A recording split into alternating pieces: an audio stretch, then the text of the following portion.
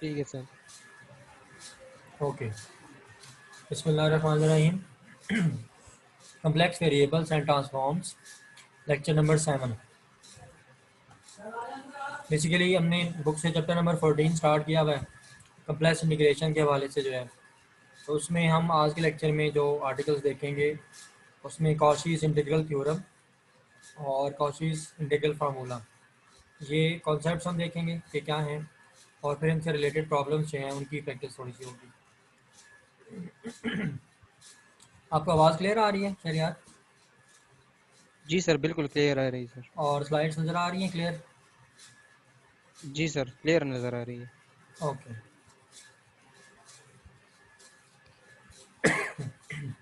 Cauchy's integral theorem. A line integral of a function generally depends not merely on the endpoints of the path but also on the choice of the path itself. ये हमने last lecture के and पे देखा था कि जब आप एक कम्प्लेक्स लाइन इंटीग्रल सॉल्व करते हैं या किसी कम्प्लेक्स फंक्शन के लिए, तो लाइन इंटीग्रल की जो वैल्यू है, जो उसका रिजल्ट आता है, वो सिर्फ पाथ ऑफ इंटीग्रेशन के एंड पॉइंट्स पे डिपेंड नहीं करता। हमने देखा था कि जब एक कम्प्लेक्स फंक्शन की इंटीग्रेशन की जाती है तो हमें एक पाथ ऑफ इंटीग्रेशन भी हम डिफाइन करते हैं, और उस पाथ ऑफ इंटीग्रेशन के लिए एक मैथमेटिकल रिप्रेजेंटेशन भी पहले डिफाइन करते थे हम। लास्ट लेक्चर में हमने देखा है। तो लाइन इंटीग्रल की वैल्यू जस्ट उस पाथ ऑफ इंटीग्रेशन के एंड पॉइंट्स पे डिपेंड नहीं करती, बल्कि जो पाथ है, पाथ क्या था, इसके साथ भी रिलेशनशिप होता है आपके रिजल्ट का। तो ये जो रिलेशनशिप है कि लाइन इंटीग्रल का रिजल्ट पाथ पे भी डिपेंड कर रहा होगा, इसकी वजह से ये इस इंटीग्रल की कैलकुलेशन काफ़ी कॉम्प्लिकेटेड हो जाती है। The conditions under which a line integral of a function not depends on the path are important. अब हमें कुछ ऐसी कंडीशंस की तलाश है, हम कुछ ऐसी कंडीशन फाइंड आउट करना चाहते हैं कि जब लाइन इंटीग्रल का जो रिजल्ट है, जो उसका आंसर है, वो पाथ पे डिपेंड ना कर रहा हो। लेट के आपके पास एक कम्प्लेक्स फंक्शन है एफ ऑफ जी, और आपको ये गिवन है कि F of G is analytic in a domain D. F of G एक कम्प्लेक्स फंक्शन है जो कि एनालिटिक है इन सम डोमेन डी, और वो जो डोमेन है वो एक सिंपली कनेक्टेड डोमेन है। Then the integral will not depend on the choice of a path between given points. अगर ये कंडीशंस ट्रू हैं तो फिर आपका इंटीग्रल, जो पाथ ऑफ इंटीग्रेशन है, उसके ऊपर डिपेंड नहीं कर रहा होगा, अगर आप ये कंडीशन मीट कर लेते हैं। और ये जो कॉन्सेप्ट है इसको कहा जाता है कॉशीज़ इंटीग्रल थ्योरम। और इसके बाद ये मशीन चलने की आवाज़ तो नहीं आ रही बीच में? जी सर। आ रही है? यस सर, आ रही है। ओके, बहुत ज़्यादा डिस्टर्बिंग तो नहीं है? नो सर, कोई इशू नहीं है सर। ओके ओके ओके, ये यूनिवर्सिटी में थोड़ा काम हो रहा है साथ में। अच्छा जी, ठीक दिस है sir. Result follows from Cauchy's integral theorem along with other basic consequences that make Cauchy's integral theorem important. अच्छा, अब ये जो हमने अभी बात सीखी है कि Cauchy's integral theorem के मुताबिक एफ ऑफ जी अगर एनालिटिक हो, और जिस डोमेन के लिए वो एनालिटिक है, अगर वो सिंपली कनेक्टेड है, तो इंटीग्रल का रिजल्ट पाथ पे डिपेंड नहीं करेगा। इस कॉन्सेप्ट को एक तो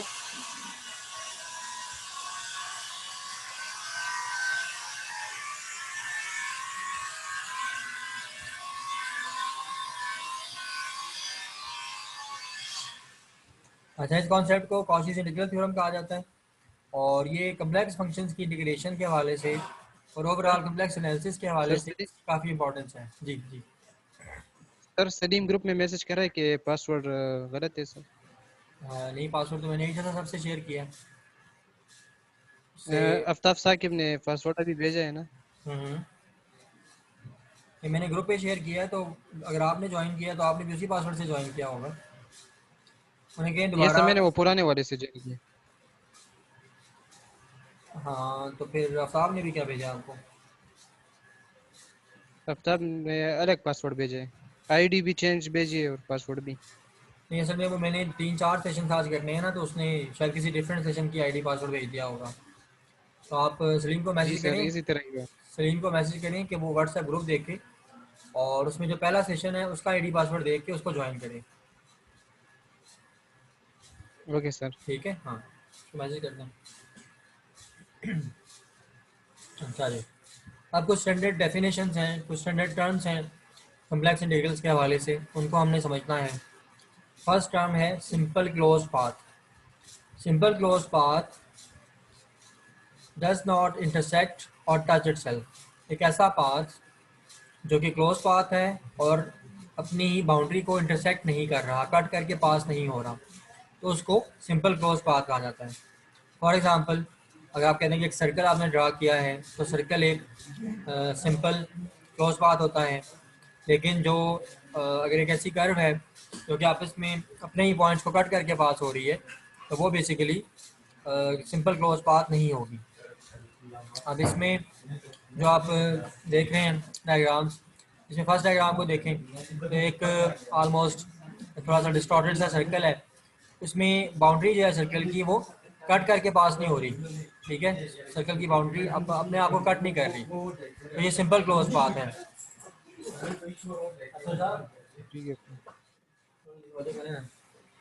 और सेकेंड डायग्राम में भी आप देखें कि बाउंड्री जो है वो कनेक्ट नहीं हो रही, इंटरसेक्शन नहीं है, तो ये भी एक सिंपल क्लोज पाथ है। लेकिन थर्ड और फोर्थ डायग्राम में क्या हो रहा है कि ये जो बाउंड्री है इस शेप की, वो अपने आप को कट करके पास हो रही है, और लास्ट डायग्राम में भी ऐसा ही है। तो ये दोनों पाथ्स सिंपल क्लोज पाथ्स नहीं कहलाएंगे। ठीक है जी, ये पॉइंट क्लियर हो गया? जी ओके, सर, क्लियर हो गया। अच्छा। उसके बाद सिंपली कनेक्टेड डोमेन को हमने डिफाइन करना है और इसका कॉन्सेप्ट समझने की कोशिश करनी है। A simply connected domain D in the complex plane is a domain such that every simply closed path in D encloses only points of D. अच्छा, अगर एक सेट ऑफ पॉइंट्स है, कलेक्शन ऑफ पॉइंट्स है, तो उसको हम simply connected domain कहेंगे for complex plane, अगर वो ये कंडीशन मीट कर रही है कि उस सेट ऑफ पॉइंट से मिलकर अगर एक सिंपल क्लोज पाथ बनता है और उस सिंपल क्लोज पाथ के अंदर जितने भी पॉइंट्स इनक्लोज हो रहे हैं वो सब सेट डी जो आपने सेट ऑफ पॉइंट सेलेक्ट किया था, वो सारे पॉइंट उसी के अंदर से अगर बिलोंग कर रहे हों, तो इस सूरत में उस सेट ऑफ पॉइंट्स को आप सिंपली कनेक्टेड डोमेन कहेंगे। फॉर एग्जांपल, आपके पास एक सर्कल का इंटीरियर पार्ट है, तो वो एक डिस्क है, ठीक है, या फिर एक सिंपली क्लोज कर्व आप उसको कह सकते हैं। A domain that is not simply connected is called multiply connected. तो डोमेन्स की अगर डिफरेंट टाइप्स की जाएँ, तो एक टाइप तो सिंपली कनेक्टेड डोमेन बनती है और दूसरी मल्टीपली कनेक्टेड डोमेन बनेगी।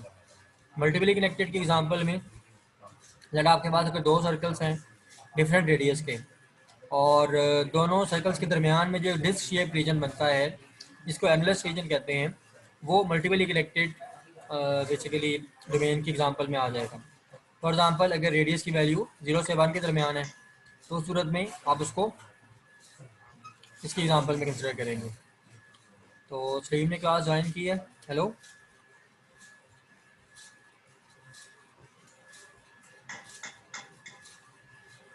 सलीम, आपको मेरी आवाज़ आ रही है? हेलो, जी सर, आवाज आ रही है सर आपकी। चलें जी आप, सर, आवाज आ रही है सर आपकी। ठीक है। स्लाइड्स भी विजिबल हैं? स्लाइड्स नज़र आ रही हैं आपको सलीम?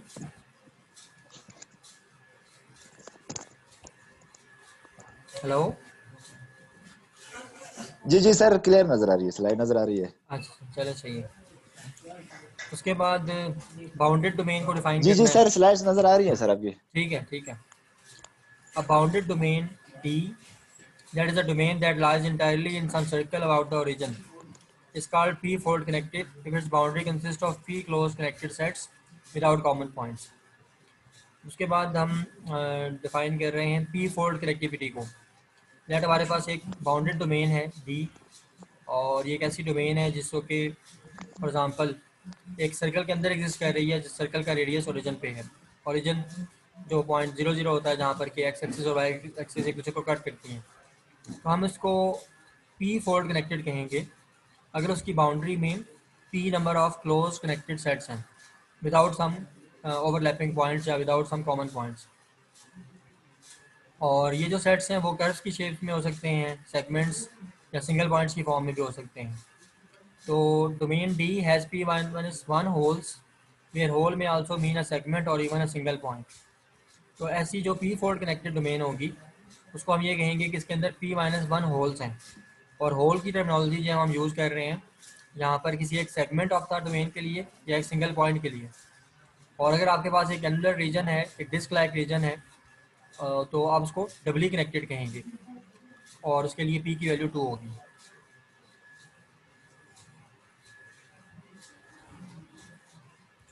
अच्छा, जब एग्जांपल में डायग्राम्स में आप देखें कि सिंपली और मल्टीपली कनेक्टेड डोमेन्स को किस तरह से सर डिस्क्राइब ये किया जा रहा चैप्टर है। नंबर 13 में से ही है ना? ये चैप्टर 14 अब स्टार्ट किया हमने, जो बेसिक वाली बुक आपसे शेयर मैंने अच्छा शायद सर, नहीं की, एमएट के बाद लेकिन चैप्टर 14 स्टार्ट किया हमने। हाँ 13 के बाद 14 स्टार्ट किया हुआ है। कॉम्प्लेक्स इंटीग्रेशन का चैप्टर है ये। अच्छा ठीक है सर। ओके, बुक ठीक है है सर, आपके ठीक पास? है जी, है। बुक है सर आपके पास? बुक जो आपने भेजी थी वही बुक है मेरे पास। जी सर, हाँ, बुक है मेरे पास। चलें सही है, ठीक है। तो ये फर्स्ट जो डायग्राम है लेफ्ट मोस्ट, इसको आप देखें तो ये सिंपली कनेक्टेड डोमेन की एग्जांपल है।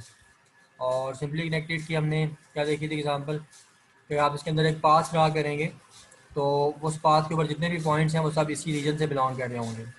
तो बेसिकली ये सिंपली कनेक्टेड है। सेकेंड डायग्राम में सिंपली कनेक्टेड की एग्जांपल है। और जबकि एक जो एनुलर रीजन है, दो सर्कल्स के दरमियान ये जो ब्लू कलर का एरिया आप देख रहे हैं शेडेड, ये डबली कनेक्टेड की एग्जांपल में आएगा। और लास्ट वाली जो डायग्राम है वो ट्रिपली कनेक्टेड डोमेन कहलाएगी। ट्रिपल। जी जी जी सर, जी। ठीक है सर, ट्रिपल कनेक्टेड हो गया। Okay, Cauchy's integral theorem. अब हमने कॉशीज इंटीग्रल थ्योरम की जो फॉर्मल स्टेटमेंट है उसको देखना है। कॉशीज इंटीग्रल थ्योरम का कॉन्सेप्ट क्या है कि if F of G is analytic in a simply connected domain D. अगर आपके पास एक कम्प्लेक्स फंक्शन है एफ ऑफ जी जो कि एनालिटिक है for some simply connected domain D, तो for every simple close path C in D, तो अगर आप फिर डी डोमेन के अंदर कोई भी सेट ऑफ पॉइंट्स हैं उनको कनेक्ट करके अगर एक क्लोज पाथ बनाते हैं जिसको आपने सी से शो किया है, तो एफ ऑफ जी का जो इंटीग्रल होगा ओवर दैट क्लोज पाथ वो उसका रिजल्ट ज़ीरो आएगा। ये बेसिकली कॉशीज इंटीग्रल थ्योरम का बेसिक कॉन्सेप्ट है।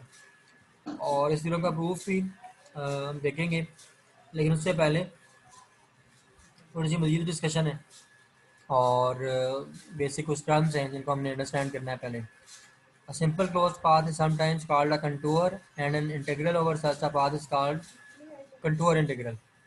अगर हमारे पास एक सिंपल क्लोज पाथ है तो उसको हम कम्प्लेक्स सिस्टम में या कम्प्लेक्स नंबर्स की टर्मिनोलॉजी में कंटूर कहते हैं। और अगर एक ऐसे पाथ के ऊपर जो कि सिंपल क्लोज पाथ है अगर आप इंटीग्रल कैलकुलेट करते हैं तो उसको कंटूर इंटीग्रल कहा जाएगा। और ये जो आपके पास स्टेटमेंट है कॉची इंटीग्रल थ्योरम की जिसमें आप कह रहे हैं कि एफ ऑफ जी के ऊपर जो इंटीग्रल होगा ओवर सम क्लोज पाथ, तो ये इस टाइप का जो इंटीग्रल है इसको आप कंटूर इंटीग्रल कह सकते हैं। अब उसके बाद इस कॉन्सेप्ट से रिलेटेड एक प्रॉब्लम है, एग्जांपल प्रॉब्लम है सॉल्व बुक की, इसको डिस्कस करते हैं। और इसको थोड़ा सा एनलार्ज कर लेते हैं ताकि आपको नज़र आ जाए। अच्छा, ये फंक्शन है e raise to power z और विद रिस्पेक्ट टू जी इसको इंटीग्रेट करना है over some given close path. और इस तरह से कॉज ऑफ जी का इंटीग्रल है, z raise to power n का इंटीग्रल है। तो for any close path these functions are entire analytic for all z. Entire की हमने डेफिनेशन ये की थी कि अगर एक हमारे पास कम्प्लेक्स फंक्शन है तो अगर वो पूरे कम्प्लेक्स प्लेन के लिए अगर एनालिटिक है तो उसको हम एंटायर फंक्शन या एंटायर कहते हैं। ये जो फंक्शंस गिवन है ये क्योंकि जी की तमाम वैल्यूज़ के लिए या पूरे कम्प्लेक्स प्लेन के लिए एनालिटिक हैं तो इनको एंटायर फंक्शंस कहा जाएगा। सर ये एंटायर फंक्शन हार्मोनिक भी हो सकते हैं सर हमारे पास? क्या चीज़? सर हार्मोनिक फंक्शन भी हो सकते हैं? हार्मोनिक फंक्शन होने के लिए क्या कंडीशन है? जी सर वही पूछ रहा हूँ सर, ये एंटायर फंक्शन जो सर ये हमारे पास हार्मोनिक भी हो जैसे एनालिटिक तो हो सकते हैं, ये हार्मोनिक हो सकते हैं? इसी का मैं ये पूछ रहा हूँ ना कि हार्मोनिक की जो कंडीशन है उससे पता चलेगा ना हार्मोनिक फंक्शन होने के लिए क्या कंडीशन होती है। जी जी सर। जी बताएं ना क्या कंडीशन है। पास लेक्चर्स में हम इसको कर चुके हैं कवर। जी सर आवाज आ रही है आपको? जी आ रही है, बिल्कुल आ रही है। जी जी सर। में जो एनालिटिसिटी की डेफिनेशन है ना, उससे आगे एंटायर का कॉन्सेप्ट ड्राइव हो रहा है। और एनालिटिसिटी की डेफिनेशन करने के जी लिए सर। हमने वो कॉशी-रायमन इक्वेशंस देखी थी, ठीक है। क्या पार्शियल डेरिवेटिव्स फाइंड आउट करते हैं। जी पहले सर। तो आप ये अज्यूम करते हैं कि एफ ऑफ जी जो है वो दो फंक्शंस का सम है। यू और वी दो फंक्शंस हैं। एफ ऑफ जी जी को आप सर। सपोज करते थे कि वो u plus iota into v होगा। और फर्दर आपने ये इसमें जी देखा जी कि फंक्शंस यू और वी दोनों जो है वो आगे डिपेंडेंट हैं एक्स और वाई वेरिएबल्स पे। एक्स और वाई वेरिएबल के फंक्शंस हैं वो। और एनालिटिसिटी को डिफाइन करने के लिए हमने क्या कहा था कि यू का जो पार्शियल डेरिवेटिव है विद रिस्पेक्ट टू एक्स वो इक्वल होगा वी के partial derivative with respect to y के। ऐसी एक सेकंड कंडीशन थी, जी वी का partial derivative with respect to x is equal to u का partial derivative with respect to y with negative sign. तो उस कंडीशन से एनालिटिसिटी प्रूव होती है। और अगर एक ऐसा फंक्शन है जो कि एनालिटिक है लेकिन पूरे कॉम्प्लेक्स प्लेन के लिए अगर एनालिटिक है तो बेसिकली वो जो है वो एंटायर कहलाता है। हार्मोनिक फंक्शन के लिए कंडीशन थोड़ी सी डिफरेंट थी और उसमें हार्मोनिक कॉन्जुगेट फंक्शन कैलकुलेट करने के लिए हमने फिर डिफरेंट किस्म की डिफरेंशिएशन और इंटीग्रेशन यूज़ करके तो हमने एक गिवन फंक्शन के लिए हार्मोनिक फंक्शन कैलकुलेट किया था। और उसमें हो इस तरह से रहा था कि एफ ऑफ जी जो है वो यू के इक्वल था, एक सिंपल फंक्शन आपको गिवन जी था। सर बिल्कुल। और उसका इमेजिनरी पार्ट आप खुद कैलकुलेट करते थे through some differentiation and integration. तो थोड़ा फर्क है, एंटायर का ताल्लुक एनालिटिक के साथ है, हार्मोनिक के साथ उसका डायरेक्ट रिलेशनशिप नहीं जी है, सर। ठीक है। ठीक है सर। शरियार कहाँ चला गया, इसका नहीं फेस नजर आ रहा, किधर गायब हो गया। हेलो शरियार। जी सर। वो मैंने आपसे जिक्र किया था, हाँ स्टूडेंट का फेस नजर आना चाहिए ना, ये यूनिवर्सिटी की रिक्वायरमेंट है। ऑनलाइन लेक्चर में स्टूडेंट नजर आना चाहिए, स्टूडेंट की तरह। टीचर खुद अपने आप को तो नहीं पढ़ाना सर, चाहता है। सर मेरा कैमरा ऑन है सर, मेरा कैमरा ऑन है सर। चलें सही है, अच्छी बात है। और सलीम का फेस सलीम नहीं का नजर आ ऑफ है रहा, सर। सलीम किधर है? हाँ? सर मेरा कैमरा टूटा हुआ है सर, सॉरी। अच्छा चले कोई बात नहीं, ठीक। सर जी सर, सर बाइक पे था तो दौरान ड्राइविंग सर मोबाइल नीचे गिर गया और उसका स्क्रीन भी टूट गया और नहीं उसका कोई बात फिर नहीं, कोई कैमरा बात नहीं। जो अवेलेबल रह सकते हैं वीडियो ऑन कर सकते हैं वो तो करते हैं, ठीक है ठीक जी। है सर। इसके बाद सेकंड प्रॉब्लम देखते हैं। ठीक है sir. Points outside the contour where f of x is not analytic. इसमें आपको फंक्शन गिवन है सीकेंड ऑफ जी एग्जाम्पल के तौर पे, और एक और फंक्शन गिवन है d of ji divided by z square plus 4। और जो पाथ ऑफ इंटीग्रेशन है सी वो एक यूनिट सर्कल है। तो इस केस में क्या है कि सेकेंड ऑफ जी क्योंकि वन बाई कॉस ऑफ जी होता है, तो ये जी की वो वैल्यूज़ जहाँ पर कि कॉस ऑफ जी जीरो हो जाएगा, for example plus minus pi by two plus minus three pi by two. जो पाई बाई टू के इंटीग्रल मल्टीपल्स हैं और मल्टीपल्स उनके लिए क्योंकि कॉस ऑफ जी जो है वो जीरो हो जाएगा तो one by cos of g फिर एनालिटिक नहीं रहेगा। और for all these points lie outside this C, none lies on C और इनसाइड सी। और ये तमाम पॉइंट्स जो हैं जी की जो वैल्यूज़ हैं plus minus pi by two plus minus three pi by two, ये जो आपको पाथ ऑफ इंटीग्रेशन बताया गया है यूनिट सर्कल उससे बेसिकली बाहर एग्जिस्ट कर रहे हैं। तो इस वजह से ये जो फंक्शन है वो according to Cauchy integral theorem, क्योंकि ये एनालिटिक फंक्शन है तो इसके लिए रिजल्ट आपको जो है वो जीरो मिलेगा इंटीग्रेट करके इसको। और इसी तरह से d of ji divided by z square plus 4, ये जो फंक्शन है ये जी की वैल्यू अगर आपके पास आ जाए प्लस माइनस टू आई होता उसके लिए ये एनालिटिक नहीं रहेगा, तो बाकी वैल्यूज के लिए एनालिटिक है। तो इसलिए इसका भी इंटीग्रल जो है according to Cauchy integral theorem ये जीरो बनेगा। नॉन एनालिटिक फंक्शन ठीक है सर। जी कॉन्जुगेट आपके पास एक फंक्शन है और इसका आपने over some close contour integral find out करना है। तो जी जो है दैट आपके पास फंक्शन था e raise to power iota t, ठीक है। और इसका कॉन्जुगेट क्या बनेगा, उसके इमेजिनरी पार्ट का साइन चेंज करेंगे तो वो बन जाएगा e raise to power minus iota t. तो उसमें फिर आपने क्या करना है जनाब आगे के दोनों को मल्टीप्लाई करेंगे, जैसा आपके पास जो है वो आंसर क्या आ जाएगा वन, क्योंकि e raise to power zero बन जाएगा। E raise to power zero one होता है ई की पावर में जब दोनों एडअप होंगे और सर थोड़ा सा जूम कर दें सर। अच्छा, और उसके बाद सर आयोटा है स्लाइड को जस्ट। थोड़ा सा जूम कर दें। जी मैंने किया है। ठीक है कॉल सर, करूँ बस ठीक। तो ठीक है सर, बस बस सर इतना काफी है। ठीक है। बेसिक जब e raise to power minus i t e raise to power i t से मल्टीप्लाई होगा तो आंसर 1 आ जाएगा, बाकी आयोटा बचेगा। आयोटा का इंटीग्रेशन से ताल्लुक नहीं है, उसको आप इंटीग्रल से बाहर कर देंगे और 1 का इंटीग्रल आ जाएगा टी। टी में जब वैल्यूज पुट करेंगे 2 पाई माइनस जीरो, तो रिजल्ट 2 पाई बनेगा और वो पहले वाले आयोटा से मल्टीप्लाई होकर 2 पाई आयोटा आंसर आ जाएगा। अब जो हमारे पास जी ऑफ टी है, जो फंक्शन है, वो e raise to power iota t था, तो ये यूनिट सर्कल को शो कर रहा है। और एफ ऑफ जी क्योंकि नॉन एनालिटिक है, इसलिए हमारे पास अब इंटीग्रल का आंसर 0 नहीं आया।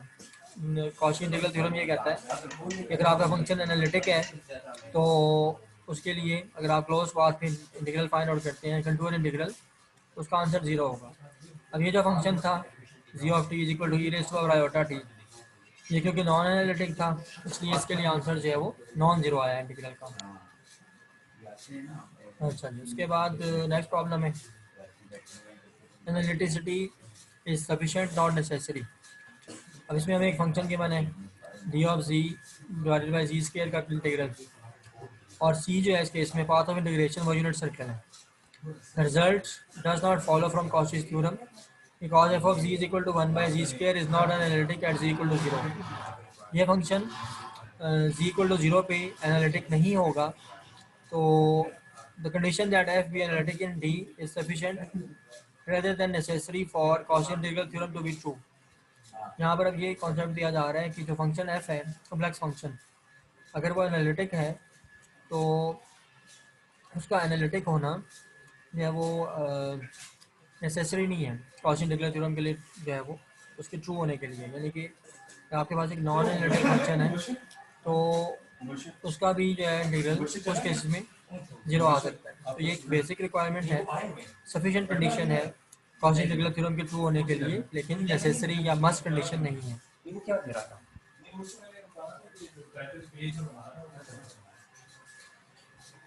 Simple connectedness essential.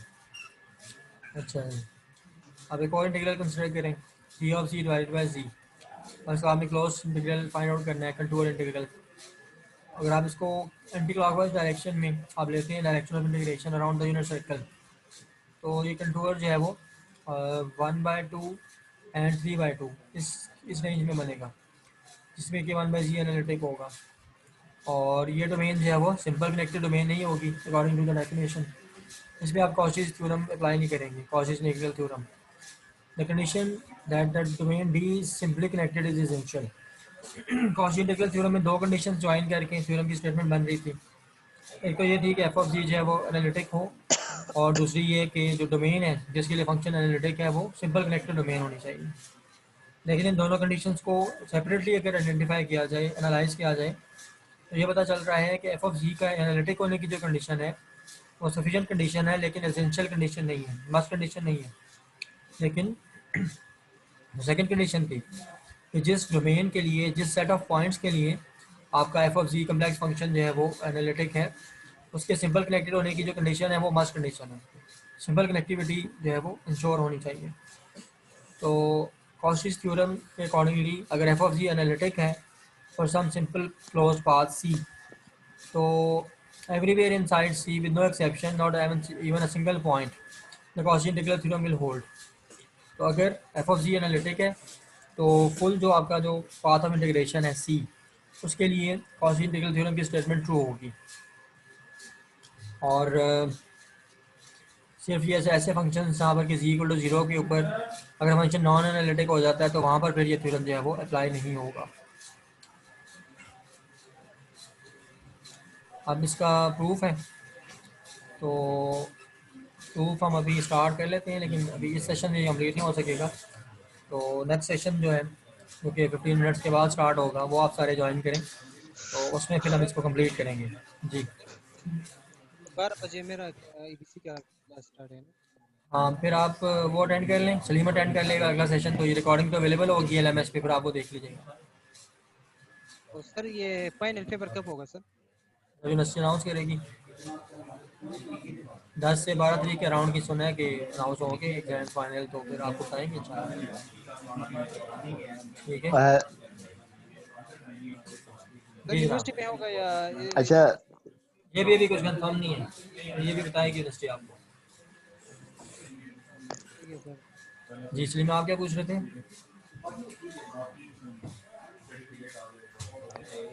Hello. Sir जी सर जी।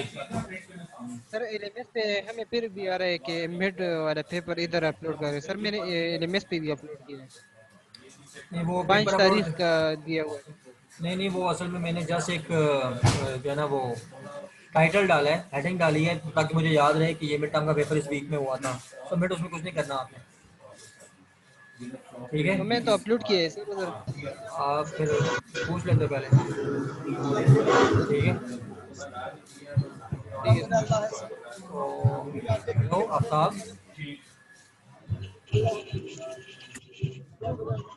अस्सलाम वालेकुम सर। वालेकुम अस्सलाम अ, आफ्ताब। अभी ये सेशन तो हाफ सर आवर का आवाज था, यहाँ सर पे आवाज आ कंप्लीट रही हो है रहा है, आपको? तो फिर अब नेक्स्ट सेशन जो है ठीक है सर। 11:45 वाला वो आप फिर ज्वाइन करें, फिर बात करते हैं इंशाल्लाह। हेलो जी सलीम आप क्या कह रहे ठीक हैं? है सर।